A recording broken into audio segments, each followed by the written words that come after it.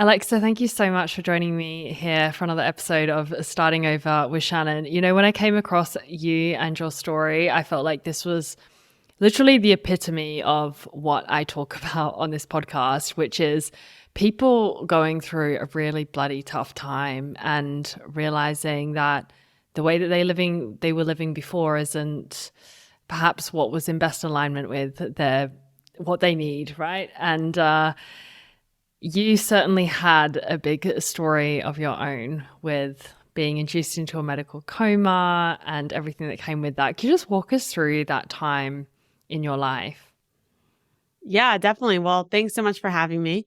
And definitely have been there with needing to start over and turning obstacles into opportunity, but it definitely wasn't easy. So I've been an entrepreneur since I'm 17 years old, but when I was 21 years old, I was growing one of my second businesses at the time, and all of a sudden I contracted a deadly bacteria.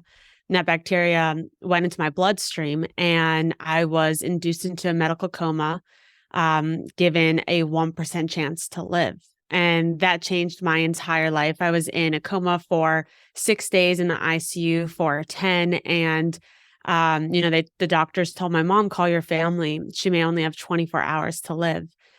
And I had so many different like visualizations and hallucinations or whatever you want to call it in the coma, as well as even in the ICU, that really showed me the power of the mind. And while I would love to say that this challenge was like my, downfall, and then everything's been uphill from here. Like, obviously we know life doesn't work that way. It's not like you have one big challenge and that's it and life's smooth sailing. So 6 months after this experience, I was actually diagnosed with an autoimmune disease because all of those heavy antibiotics, I mean, I had 6 different antibiotics pumping into me. I couldn't move, breathe, or speak for that entire time.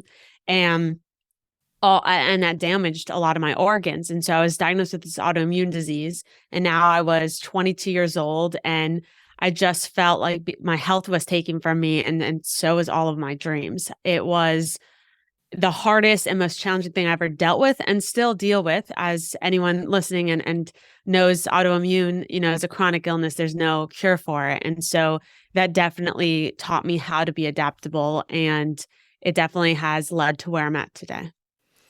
How did you cope with those moments of, we all go through it when we go through a rough patch of how the heck is this happening to me? What is going on with my life? This is not at all what I thought was going to happen. It's certainly not part of my plan.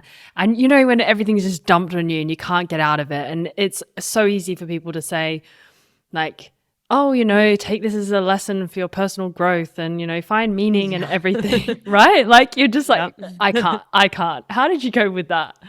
Yeah, that was hard, especially when like everyone also wants to give you their advice. And you're already going to I was going to every single doctor under the sun, integrative, Eastern, Western, holistic. And then everyone's like, oh, you should check out this, or this really cured my brother, or whatever it is. And I know that they were, of course their intentions were good, but it's overwhelming. And sometimes you just need people to listen to you without pouring their advice or trying to quote unquote fix you. And so there was many years where I kept on saying, why did this have to happen to me? And I was waiting. I was what I call stuck in this waiting zone. And I was waiting for a long time, waiting to get the old version of myself back, waiting until, that hope came, right? Everyone always told me, just have hope, everything will get better. And I was like, I don't have any hope because there is no cure for what I'm going through. And so if there's no hope, is there any, future? And so what I did was, at a point where I was so fed up of waiting, I remember looking at myself in my bathroom mirror, and instead of asking myself the question I always ask myself, which is, why did this have to happen to me? I asked myself, why did this happen for me? And what this did was so pivotal in my journey because it exchanged hope with curiosity. And I talk about that in my book, Adaptable, on the power of curiosity, because a lot of times we don't know the answers and we feel like giving up. But if we just held on to curiosity, especially when we feel like stuck in darkness or we have no hope, and that will help you rediscover hope, because what that curiosity did for me was every single day I woke up thinking, okay, well, what if I just wake up one more day? What if I try one more new thing? What if, even when it comes to your dreams and business challenges, whatever career you're trying to, achieve? What if I sent one more email, did one more podcast interview, read one more book?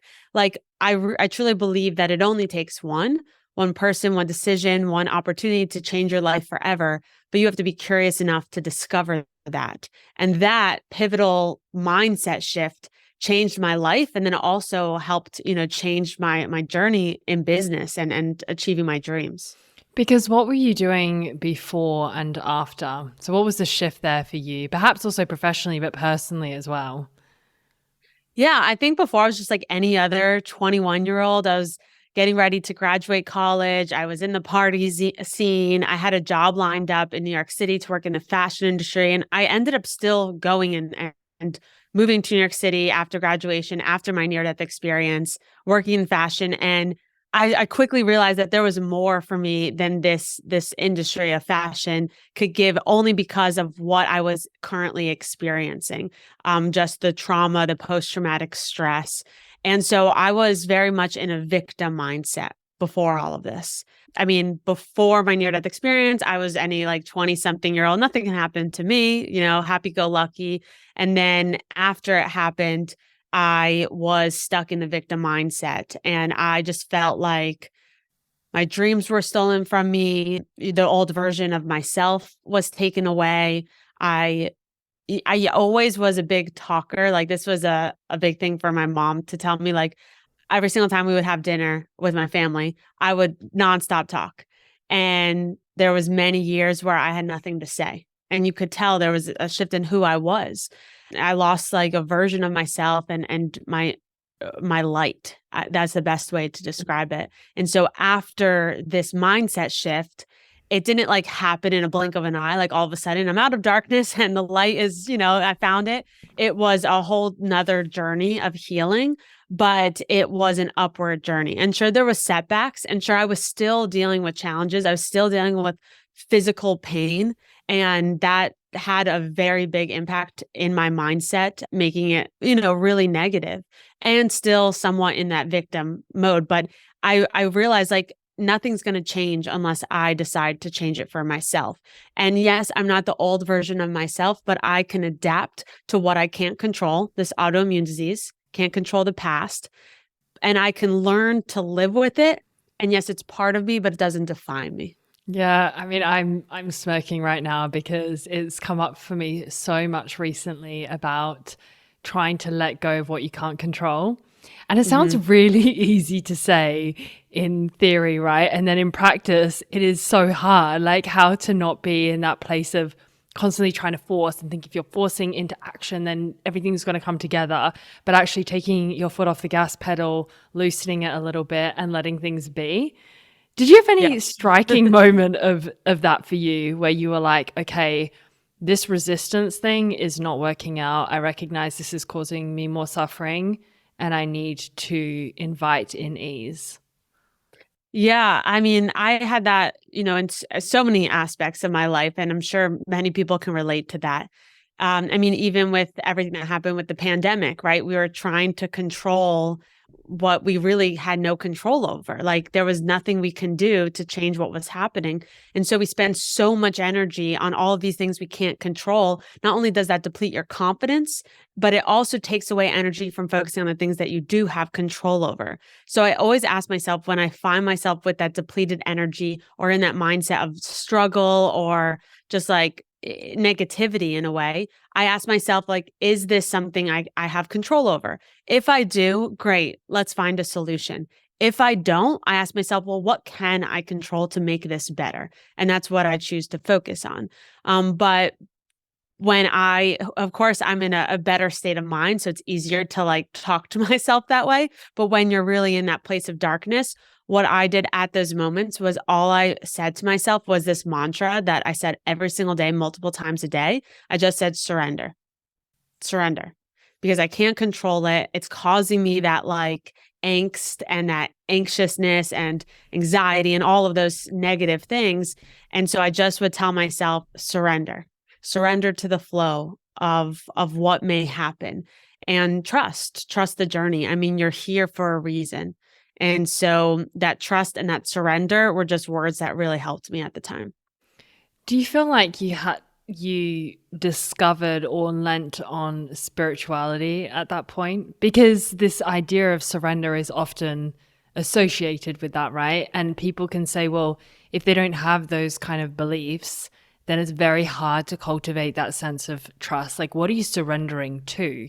Because in order to do that with a sense of inner freedom that can have some spaciousness, it has to be on the back end of like, well, there's something else here that can help me out, that I don't know exactly what it is, but I can get through this. Yeah, it's a good question. And you're right. You're very, very right about that. So I always was very spiritual. I was not religious, that religious growing up, but I was in college. Like I learned the law of attraction, and me and my friends would watch The Secret and just learn about like, how can we manifest things? But I became very spiritual after all of this, for sure. Like I went on this entire spiritual journey, but I think a part of it was what I experienced in the coma. Like when I was in the coma, I remember the vivid imagery that I had. And I was running on this beautiful field of grass. This grass was so green and vibrant. This color green, as the best way I can describe it, does not exist in this world because it was like alive. It was living, this color green. And then there was beautiful orange mountains spread out behind me. And I was just running, but I wasn't in a body. I was this being of light running with the wind. And I never felt at more peace or more serene than I have in that moment. And think about that. I was in the ICU, in a coma, in the bed. And then of course, when I woke up, that's where the nightmare was, when I woke up in the hospital and like, what the heck happened? But that serenity and that peacefulness is something I always carry with me, knowing that there is this higher power, and it can be whatever you feel right and connected to. I don't like to put boundaries around beliefs. And I think everyone, should be able to believe what they want to believe, and you should believe whatever makes you feel better. And so I may say the universe. Someone else may say, I say God sometimes. Someone may believe, in whatever that higher power is. But it also is within you. And I think that's the thing that you really need to trust, is that being of light is always within you. Like for so long, and this is one of I think the first quote in my book, for so long, I was looking at the end of the tunnel for that light at the end of the tunnel, everyone says there is. And it was just pitch black, and I couldn't see the light until finally I realized the light was within me all along. That's beautiful. So, I was wondering when you said near-death experience, whether it was the close shave encounter with death, or whether it was what is studied in near-death experiences of, okay, there's a certain pattern that people tend to follow, a lot of testimonials in terms of people feeling like they're raising out of their body, or they see a tunnel with light at the end and so on. Was that the kind of experience that you had? Yeah, I've had a lot of people ask me that question. So I never like saw myself like raising my body out, but I have heard experiences like that. But what's interesting is that I think I had my own experience through that serene moment of like feeling like I was going on to the other side, if that's what you believe, but there was a pulling back, like God was telling me I'm not ready to. That's what I felt like I experienced in that moment. But when I started sharing more and more of the different things I went through, and a lot of it blurs whether I was in the coma or just in the ICU, because in the ICU, I had a mask on my face, tube down my throat, hooked up to 9 different bags of antibiotics. And so I couldn't move, breathe, or speak on my own. So I was, on a lot of drugs. So I was still very much like in a different state. But there was some different like weird dreams that I had. And when I started to tell one of my other spiritual friends about it, they connected the dots of like what my dream was to what was actually happening in that ICU room.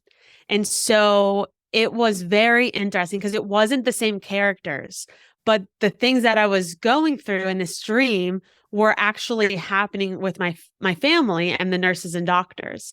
And so like that's when I was like, whoa, that's crazy. It took me a couple of years to put those two things together. So I went in and studied like, has that happened before? And I've read different stories around that. So yeah, it's a weird experience for sure. Well, maybe that sparked the curiosity that you're talking about. You know, in general, of like looking at things with curiosity, I can't imagine going through an experience like that it must call so much into question. Oh, definitely. Yeah. Yeah. Were there any big takeaways for you, like key lessons that you think you didn't have before? The biggest one was that focus on the things that you do have control over. And that lesson came while I was in the ICU because I remember being like, all I wanted was a glass of water. And I couldn't have a glass of water because I had this tube down my throat. And I was in so much physical pain that I was like, how am I going to go on for another day, let alone another hour, when I am in so much pain? And so I had to redirect my thoughts towards something positive and attainable instead of all the sounds of the machines, the doctors and nurses coming in and out, all of the pain, right? You focus on the pain, you feel more pain. And so I thought to myself, like I had this vision of myself running on my high school track, which like, I don't know why, because I never ran track in high school, but that's just the vision that came. And I was running and the goal and the finish line, there were all my friends and family holding this giant bucket of ice cold water, ready to pour it down my mouth. And I just like held that vision and kept on saying water at the end of the race until I finally got to the end of the race. And that lesson, that experience, well, that experience taught me the lesson of you have to focus on the things that you do have control over. I didn't have control over my movements, over my breath, over anything, but I did have control over what my focus was on. So true. Is that a lesson that you need a reminder for sometimes, or you think it's pretty solid? Oh yeah, that's why I talk about it all the time, right? You should teach what you always need to hear, right? And so like in all of my speeches, it's definitely a big story that I share, because of course I'm only human. So um, just because you had a near death experience doesn't mean that like every single day you look at the world in an optimistic view, because whatever is the worst thing happening to you in your life right now, that's what you see. And so, yes, of course, I have to constantly remind myself, like, I'm grateful I'm alive. Look at everything I've been through. I could get through this as well.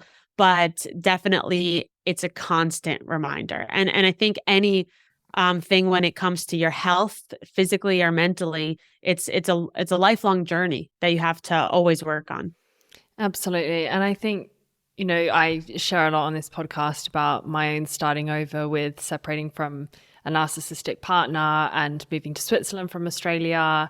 And it becomes quickly a narrative that you tell that is part of your history that you don't have emotional attachment to anymore.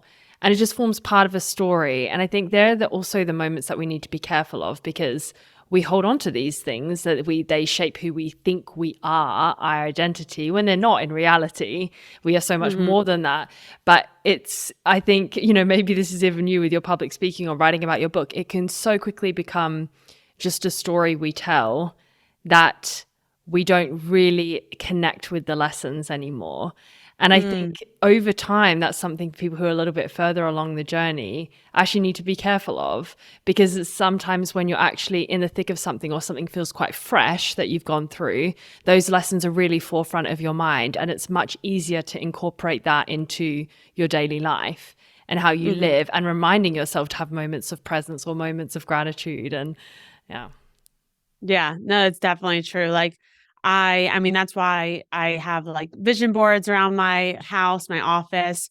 I constantly like am creating content, and I'm always thinking about the lessons I can learn from even day-to-day experiences, because it's important, and it's so easy for the challenges to cause you to sink back into that darkness, and you have to fight for yourself, for your life, and for your future. Yeah. Agreed. So one thing, a message you share frequently is about, and you speak about this in your book too, is like turning your obstacles into opportunities and thriving through change. Can you speak a little bit to that, especially the element of change, actually? Yeah, definitely. So, um, for like so long, I always heard about overcoming obstacles, right? Once you overcome this obstacle, then you can do this. And so many people wait until they overcome a challenge in order to move forward. But I, again, can't overcome this challenge of an autoimmune disease. And in reality, like when we think about it, we're always going to be hit with some challenge. So we're always like, who wants to spend their whole life just working on overcoming challenges? So instead, I shifted it. I said, why don't I turn this obstacle into an opportunity? And that change in my mindset and in my perspective of the obstacle, it gave me a purpose. And so when I'm hit with any obstacle, I don't think, oh, I got to wait now to overcome this. I think, okay, how can I turn that into an opportunity? And that's what created a lot of change in my life, that created change in my business and what I'm doing today, like creating the obstacle of an autoimmune disease into an opportunity to speak and share my story, the obstacle of all of the challenges I've been through into an opportunity to share those stories in a book and help others. The obstacle that I went through where I was like blending into the noise, trying to get my business off the ground, to an opportunity to learn public speaking, to now teaching public speaking to other entrepreneurs, right? And so if I think about every obstacle I went through, I've somehow turned it into an opportunity, whether it was a career move or just in my personal life. Yeah, exactly. And a personal growth thing too. And so often it really is those mindset shifts and those perspective shifts that can be so important to really creating our reality and not descending into some emotional pit where we're like, oh my God, what is going on? It can help you get out of that place and channel your energy into something more purposeful. Do you have any Mhm. other stories to tell on that front of that, maybe people you've encountered yourself or people you've worked with, that they've used that difficult period not only for growth but as a sense of purpose? I mean, there's so many, like personal wise, uh, I mean, so many people that I work with in, one of my business ventures is called Speak to Elevate. And we work with entrepreneurs to help them grow their business and brand. And, their stories are what kind of their challenges led them to start the business. And sometimes they don't realize that, but once we dig deep into it, that's what creates that unique story, what I call their X factor story, that really will help them scale their business, their brand, their income. So one example, someone that's in my Speak to Elevate group, he lost his daughter to COVID, and she was in her 20s, and of course, like I can't even imagine that challenge and that heartache. And he had to go through a lot of challenges after that with the hospital bills. And he's like, no one that's grieving should have to deal with this. And he comes from a personal finance background. And so now his business, he shifted it and he's helping other people set it up in a way where if your family does get hit with a tragedy, you don't have to deal with all of those financial heartaches as well. And so his story has really connected with a lot of people to not only impact others and inspire and empower others who maybe are going through something similar, but also his business that helps, his clients and the family of his clients. And so thinking of just again, like any challenge that you have, if you want to change it, a good way to change it is to start with reframing the story. Instead of thinking like, poor me, why did this happen to me? Like there's nothing good out of this. Believe me, I've felt that before. And I always was like, how come I could have just not had this near death experience? That's over with. I overcame that. Why did I have to get this autoimmune disease? Like I've felt that all the time. And so we can continue telling ourselves that story or we can rewrite it. And the choice is up to you. Yep. Agreed. And I think something that I found that often helps me in that is looking to where we can be of service to others. Because I think as soon as we frame our purpose in the context of being of service to other people and using our challenges as fuel to help humanity in some way, that connects us also to something greater than ourselves, and often is such a feel-good factor too, right? I think even if we're not consciously aware of it, there is that feedback kind of loop of like, oh, this feels right. Definitely. Yeah. Something else that you speak of quite a bit is rejection, and that you faced many rejections in starting your business in public speaking. Can you speak to that a little bit? Because so many of us keep ourselves small and avoid making our dreams manifest because we're afraid of many things, including rejection. Yeah. So rejection, I feel like every single person has been through some type of rejection, whether personally or professionally, and it sucks. I mean, there's no sugarcoating around it. Like, just rejection makes you feel bad in so many different ways, whether it's personal or professional, and it causes a lot of self-doubt, and a lot of it impacts our confidence, and it impacts our ability to keep going. And when I first said, okay, maybe this happened for me for a reason, I'm going to share my story and help other people, I pitched myself to 60 different local organizations to speak for free and said I had this inspiring story. And it was like small events where like 10 people would come around for a luncheon, and I received 60 letters of rejection. And I was like, okay, Hey, well, you I got guess 60 letters. That's already pretty good. yeah, I or think just more. some no responses, but I consider that a rejection as well. Oh, yeah. But yeah, like I just it was one rejection after the next, and I I mean, I just felt, okay, well, if no one's giving me the opportunity to speak, I guess I can't be a public speaker. But that fire was still burning inside of me, that passion. And I believe that if you have a dream that keeps you up at night and wakes you up in the morning, it's there for a reason. And one day, after probably 4 months, I let go by, I had that beautiful epiphany moment. And I thought to myself, why am I putting my dreams in the hands of a stranger? Like, don't ever put your dreams in the hands of a stranger. And so when I thought, okay, well, if you're not going to give me a stage to speak on, I'm going to create my own stage. And that's exactly what I did.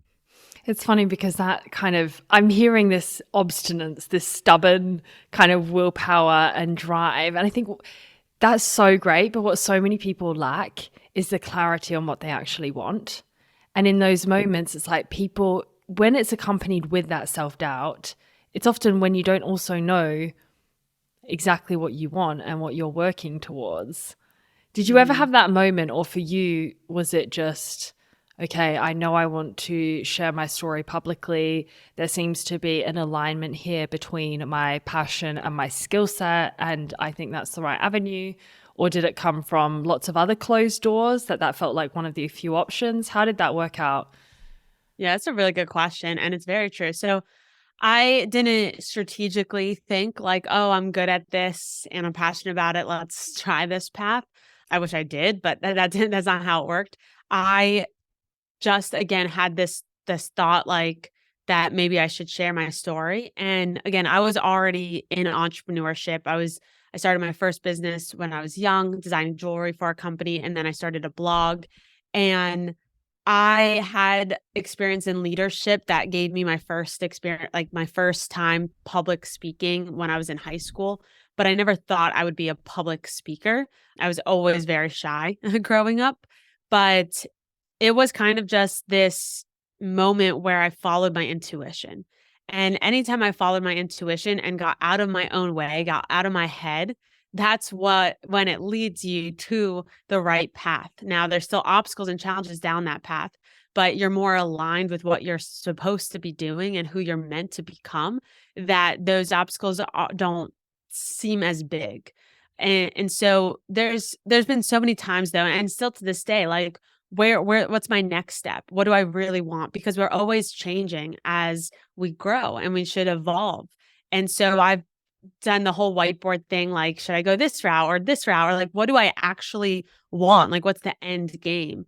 And so when I'm trying so hard to figure that part out, it causes more like anxiety and you just never figure it out that way. Instead, like I keep on following what I know to be true and what my true purpose in the sense of impact is. Now that vehicle to impact can look a lot of different ways. Like before the pandemic, it was only through events. Now it's through speaking and through programs and coaching.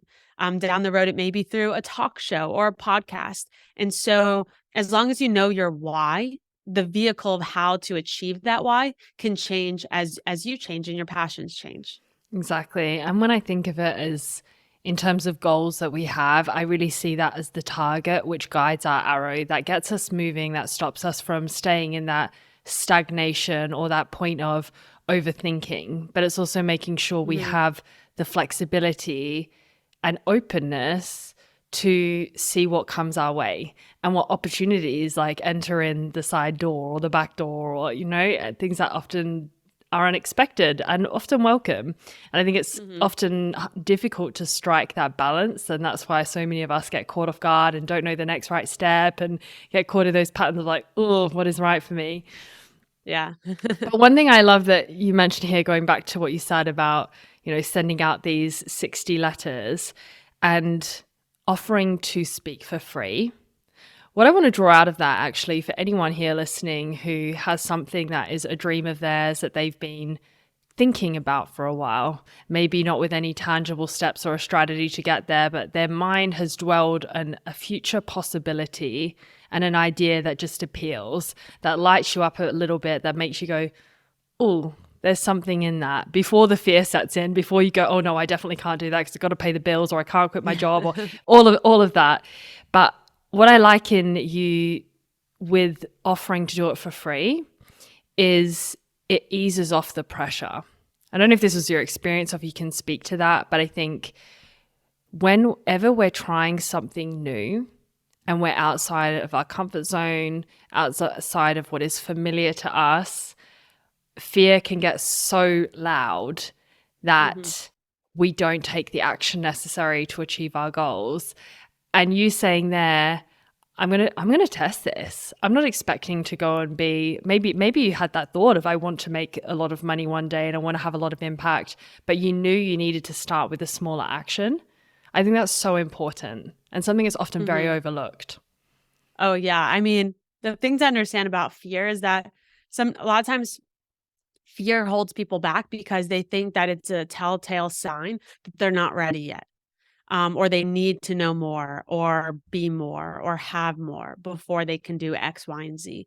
But to me, like fear is a good thing, because if you have it, as long as you don't let it stop you, it's a good thing. But if you have fear around something, say speaking or sharing your story or starting a podcast, starting a business, and there's some fear around it, that means you actually care about the end result. Because if you didn't care, like you wouldn't have fear. It's the same people that go into like high school and they don't care if they get an A or fail a test. And then they end up just, acing it, but they don't have this care, right? And so there's not a fear around it versus like when I went into a test, I was always so afraid because I cared so much about that end result. And so if you have that fear and it means you care, like that means you're going to be that much more impactful, because the world needs leaders and people who actually care about the work they're doing and the people that they're serving. And so that's the one mindset shift that has helped me with fear, seeing it as actually a good thing. Okay, I'm going to be that much more impactful doing what I need to do. Second thing is that everybody has fear. Fear is inevitable, but listening to that fear is a choice. And so all the people that you look up to, they have fear, especially if they're going on to that next level of doing something new. They didn't get there without fear. So you're on the right path, because if you didn't feel fear around it, that means you would be in this state of complacency and you'd be stuck. But in order to grow, right, you're going to have to feel some fear. And so with those two, like, again, mindset shifts in a way, it really has helped me feel the fear, but find the courage to do it anyway. And also another thing is asking yourself, is this fear fact or fiction? So the fear that like if someone's chasing after you and like you are fearful for your life, like that's a fact, right? That fear, you can have it. It's totally real and valid. But I'm talking about unjustified fear. The fear that I'm going to mess up on stage. Like you may mess up, but you very may well not mess up. So that fear is fictional. Why would you allow something that's not even real to control your life? But Alexa, it's so hard. That's what I can imagine. Okay. We're all like that, right? It's like, oh, but how do you actually get through it? Do you think there's a part where having a bank of past evidence that you can draw upon in those moments that you're there like, oh gosh, I know I'm going to that next level. I'm stepping up. I'm demanding more of myself than I ever have before. And that is making me sweat. Uh-huh. How do you navigate that? Do you go like, okay, but I've done this before and this before? How do you go through that fear moment? I tap into confidence. Like confidence.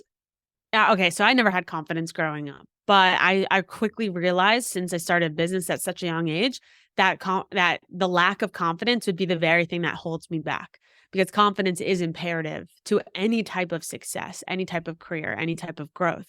And so I had to learn how to gain confidence. And the thing about it is that you're not just, some people are born with confidence, some people aren't. Confidence is a skill, and just like any skill, you can learn it. And really, like, nobody no there's not that many people that know exactly what they're doing. Everyone's just trying to figure it out on their own, and you learn that the higher you go up. And so the more I started to acquaint myself with people who are in places I aspire to be, I'm like, what? They're charging $25,000 for this program, and then I invest 25K, and I'm like, I could do that. And I'm like, wait a minute. So that means I can do it, right? So it starts to help you with that fear. But of course, that takes some time to like put yourself in those situations. But thinking about where you are and where you have to be, like everyone at some point had to figure it out. And it's not fake it until you make it. Instead, I'm a big on fake it until you feel it, because you shouldn't have to wait to like feel a certain way until you make it. And so what I mean by that is feel the confidence you would if you were CEO today, if you were speaking on those big stages, if you had the love of your life, right? Whatever that dream or goal is, like feel that feeling today, fake it, and soon enough you start to feel it. Like it happened to me. I hated networking events, but I needed to network to grow my business. And I would go to these networking events and I would be like stuck in a corner, spent an hour of wasted time because I didn't talk to like anyone. And then I was like, this is such a waste of time. Why am I putting myself through this? The next time I went to a networking event, before I walked in, I said to myself, I am the most confident person in the room. Like I definitely was not, but I just kept on telling myself that leading up to this event. And so then I walked in and I just pretended that I was super confident and had like knew what was going on, what I was trying to achieve. And all of a sudden, everyone thinks that you are quote unquote someone, that you have something to offer. And you do. But in a way, you don't know that yet about yourself, right? Because you still have that doubt and that fear. And so if you really like, it's not about how much you achieve, although achievement does lead to confidence. There's so many things that can lead to confidence, like repetition breeds confidence. How you dress and how you feel breeds confidence. Who you surround yourself with breeds confidence. And so it's about finding those little hacks to make you have that boost that you should turn to in those moments of fear and doubt. Yeah, and ideally the healthy ones, not like, give me a glass of wine so I Oh feel yeah. like I Yeah. can Yeah. get, as much as we all lean on that. But, I hear that with the simple hacks of the dress better to feel more confident, or be careful of your body language, to like open your palms or put your shoulders back or something like that to feel more at ease. It makes me think of, in general, with the idea of habit change and even identity change, there's such a key part in acting like the person you want to become. And there's always going to be an element where you feel inauthentic doing that, right? Because it feels odd, because by virtue of what change is, it's something you haven't done before. So naturally, it's going to feel a little bit unfamiliar. But if you can just put that facade on in a way that doesn't necessarily need to be authentic, it's quite hard to describe in that way, isn't it? Because when so many of us want to be authentic, we shy away from that of like, oh, I don't want to put this I'm the most confident person in the room thing going on because I don't feel like me, and that feels weird. So I think that also can. Yeah. I mean, I definitely hear what you're saying. I think like authenticity comes with being true to yourself. And so when you're putting this facade on, like, it's not that you should act like someone that you're not. So and what I mean by that is like your values should still be with you. Your intention should still be with you. And that in itself is who you are in that authentic way. And so it's the same thing when people ask me this all the time, like, how can I be authentic when I go in for a business interview? Like, that's not really me. I like joking around. I like cursing, right? That's the authentic me. Well, you can still be authentic in that interview. You could still be authentic on a podcast interview. You could still be authentic with your friends and family. Yes, there's different levels of that, but it's still at the core who you are. Now, if I came on here faking it in the sense of like talking about things that I really don't have experience about, or saying that I achieved all these things that I didn't achieve, like that's inauthentic. And so it's just making sure that you, even under that feeling of like pretending you're confident, but maybe not really feeling confident, it's still you, right? Under that, I'm still Lex Rose Carlin. I'm still going to hold my values, I'm still going to stand up for myself. I'm still going to say what I feel is true. I'm not going to pretend to agree with someone when I don't. And that, I think, in itself is that pure form of authenticity. Yeah, I like that. And I think it shows the importance of keeping values front and center. And if people haven't done that, I think it is always such a good practice to have a moment of reflection on what actually is important to you in terms of how you live out your life. Is it authenticity? Is it integrity? Is it honesty? Is it fun? Is it, that moment of reflection? Yeah. Let's go over a little bit onto public speaking. So this is what you're currently doing as your profession, your new business. And public speaking, as you know, is one of people's major fears. Like, oh, hell, do not get me doing anything talking in front of anyone. No, that is not for me. So I want to come over to how we can communicate better, because I'm not vouching that we all, everyone listening becomes like Alexa and I. Alexa standing up on stages, me being here talking to new people on a podcast all the time. But learning how to communicate effectively is a key skill in life, in managing well at work, in having healthy, fulfilling, functional relationships, romantically, platonically, all of that. So can you speak a little bit to how we can communicate more effectively?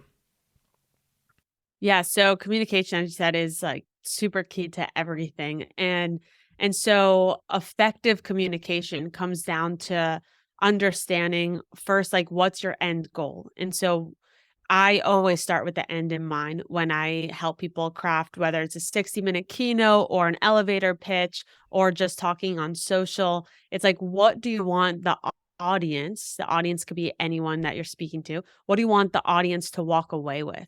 And when you think about that first, it allows you to be more intentional with what you are actually saying. And then to make it more captivating in that communication, I always say try to shoot for three things: to entertain, to educate, and to inspire.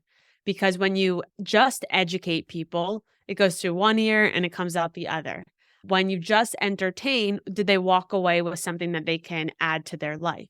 And when you just inspire, when Monday rolls around, they may not do anything with that inspiration. But if you do all three, it has a better chance to have a lasting impact in their life. Now, how do you do all three? It's always through storytelling.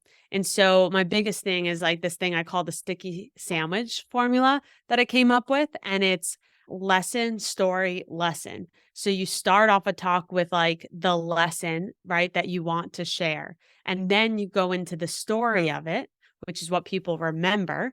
And then you end it with the lesson again. And so people don't remember lessons, but they remember stories. So when they think of the story, because you said the lesson front and back, then all of a sudden, when they think of that story, they're going to remember the lessons that you taught them. Yeah. And I think, for people maybe thinking now, I don't know, I work in government and I'm talking about statistics and data for border policy between this country and that country. None of this applies to me because I'm not a public speaker. I just want you to pause there a second, because I think this is actually where we can challenge the ideas of how we communicate, because storytelling, as you mentioned, I mean, we know that people engage more, they like you say, they remember what is said more, and there are ways that you can share a story to make information more captivating, irrespective of what it is. Mm-hmm. And for any career, any industry, like if you have to speak in front of a boardroom, in front of your partners, if you can hook them in with a story, you're going to create that know, like, and trust factor. Now, it's the same thing with sales, right? There's certain salespeople who are way more effective and close more because they know how to create that know, like, and trust factor with their clients. And so if I just came on and said, buy my program, you should buy my program. It has this many modules, this many lessons, like, and our goal is to help you with this. Like, it probably wouldn't sell that many. But if I focus on telling a story of whether it's the story of why I started the company or it's the story of the result of what has happened or what can happen, that vision, that's going to touch more people's hearts and make me more relatable as well. Hitting on their objection points, on their fear points, telling them I've been there versus just trying to sell. Now, the power in public speaking, and again, in today's world, public speaking is on any platform. It's not just like up on stage.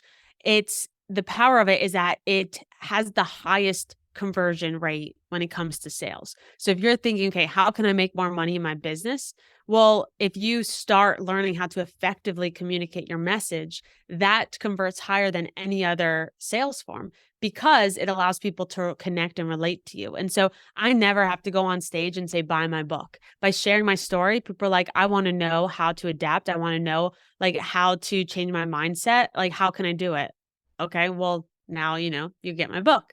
But I never said that. I never had to sell it. It was the story that sold it. Or I'll share like my career journey and what public speaking has done for me. And then they're like, what? I want to be a public speaker. How can I be a public speaker? And then they could check out my website, right? And then see my programs. But I never have to say, buy my program. And so there's just so much power in it, both personally, because it allows you to turn your obstacles into opportunities, but also financially to help you make more money in your business and brand by just focusing on impact. Like, you can't tell me any other form that just focuses on impact and helps you create that income. Yeah, agreed. And it's something I've been reflecting on a bit recently in the context of artificial intelligence. So I've been using like Chat GPT a little bit, like, asking, what should I include in my wellness day on visualization and blah, blah, blah. Results are great. I gotta say, I'm getting a pretty good summary, but it is boring. Like, full stop. It is boring. It is kind of encyclopedic type knowledge delivered in a fast fashion. And that's obviously what the appeal is. You're like, wow, I'm saving so much time here. And that's why I think people are going to jump on the back of this. And it's really going to be changing the way we live, work, and operate in the years and decades to come. But the absence is really the heart and the connection and the stories. Exactly what you're saying. Like, people going, oh man, like, I actually want to feel this other person. I want to connect in an authentic way and not just have information recited it to me in a way that is Wikipedia like. Yeah, I mean, I just put out this video on my Instagram about that a trend that I think we're going to see is that more and more people are going to rely on all these AI platforms, and more people are going to blend in because of it. Now, you should be utilizing AI to grow your business and brand, because if not, you're just going to be left behind, but it shouldn't be the end result of that. So you take that, it delivered a great, wellness tip, and then you add a little of your story into it. and bam, you still save so much time, but you made it your own. So for example, like I asked chat, I did the same test. I was like to chat GPT, I said, write a speech around the topic of hope for Generation Z, because, you know, hope is such a, like an interesting topic. It's not really that factual. And it came out with a great speech. Like it was incredible, but anyone can now give that speech, but it doesn't have any personal stories into it, right? And then also on top of it, how you deliver it through voice inflection, like that's going to connect people differently. And so you have to continuously add who you are and what you do, or you're going to see a lot of businesses just completely fail or just completely get stagnant because they're going to blend in, because they're going to start relying on all these things and everyone's relying on it. And it's all the same. It's all factual. And it's great to use it, but use it to help propel you forward, not just use it to replace what you're doing. Yeah. Before we go into the final fast few questions, I just want you to elaborate on this point of the how of speaking. So not only with like the storytelling and so on, but beating nerves and sounding authentic, looking like we have some sense of authority, or we can hold ourselves with like, oh my God, they're not noticing my sweat patches and the fact that my heart's jumping out of my chest, all of that. Like, how do you deal with that for somebody who's like, oh, I don't like talking at all? Yeah, there's a lot of different tips that I've used to help myself as well as other people I've worked with. But like, one, know that the audience is on your side.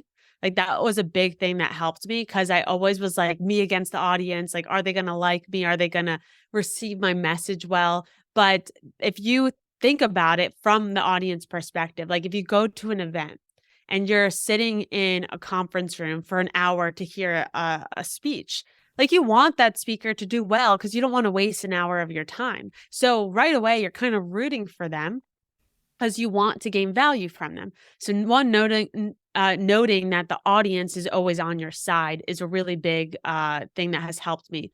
The second is to practice. I mean, practice speaking to a wall where there's no feedback, and that helps you stay as yourself with the voice inflection and give that speech better, because you're not relying on that audience's like facial expressions or for them to laugh, right? Because that can throw you off as well.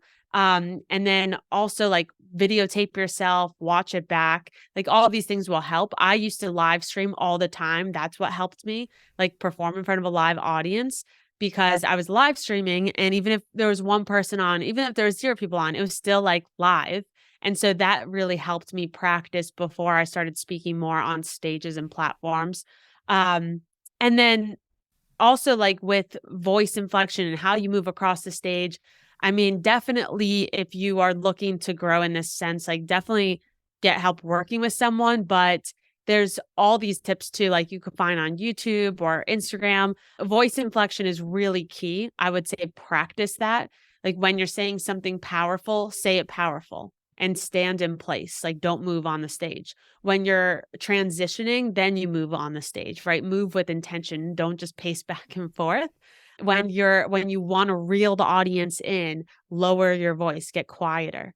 And all of these things really bring home a powerful speech. And in terms of being grounded, is there anything that you'd say on that front? I've noticed myself in terms of our energy, like being really up here, and we've got a lot to say and it's all coming out and it seems like overflowing, but actually being more centered, grounded, present, calmer, not feeling like you're rushing your words out. And you're like, and that can happen. We tend to speak faster. There can be even leaning forward in a way that's like just wants it all to be done, or some energy not showing that kind of authority and calm in what you're saying. It's taken me time to get to that level of groundedness, and it has everything to do with confidence. So the more you speak, the better you will be at speaking. And so you have to continuously practice it, even if it's just on your phone, holding it up and speaking for Instagram stories. Like all of that helps tremendously. And so that groundedness comes from knowing who you are, the value that you're going to be bringing to that audience, being like trusting that value, knowing that they are there for a reason, you're there for a reason, and you're doing them a service by giving all of your information and knowledge to them. And then also understanding that, like, what is your main intention? And if you do everything to try to reach that, you did your job, right? You did a good job. And so, and to take a breath, sometimes just take Yes. a pause, like have water on the stage if you need, or by you virtually. And if you don't know what to say next, just breathe or take a sip of water and use those pauses to help you versus just keep on rushing through everything. Yeah, heard. I'm going to move into the final fast few questions now, Alexa. And the first thing I wanted to ask you is there something you used to believe that you no longer believe? I think I used to believe that I used to believe that if you came up with this idea and you had so much passion behind it, that would be your career forever. And I no longer believe that. Like, even if you have so much passion behind something, like things change, people change, work changes, and it's okay to change with that. Yeah. Second, what is an affirmation or a quote or a mantra that resonates with you a lot that you'd like to share? Surrender to the flow. Yeah. And lastly, what is one main challenge that you're working through right now, internally, externally? I think one main challenge I'm working through right now is kind of my next step. I have achieved a lot of my big goals and dreams. And so it's kind of thinking, okay, what's that next step for me? And I want to feel more challenged in my career. And so instead of just doing the same thing I've always done, I'm kind of at this point of like, okay, well, what's next? And I've always been that restless soul. And so that's kind of where I'm at, where I'm trying to figure out like what path to take down. And I have the idea, but it's that challenge of like, okay, which way to go? Yeah. And in and Yeah. amongst that, how's the mindfulness going? Yeah. It's It's actually challenge, been, right? yeah, I mean, it's challenging. Like I've been really good on the mindfulness personally, but then professionally, of course, it's challenging, right? Because especially if you're this go-getter, you want to achieve more and more and more. And so you have to I have to remind myself patience and that things happen when they're supposed to happen. Yeah, so heard, so heard. And being really intentional about what it is you want and making sure you build in those pauses to appreciate Hmm. how far you've come, what you have overcome, and what you've achieved as well. Definitely. Alexa, thank you so much for your time. It's been a true pleasure. Yeah, thanks for having me.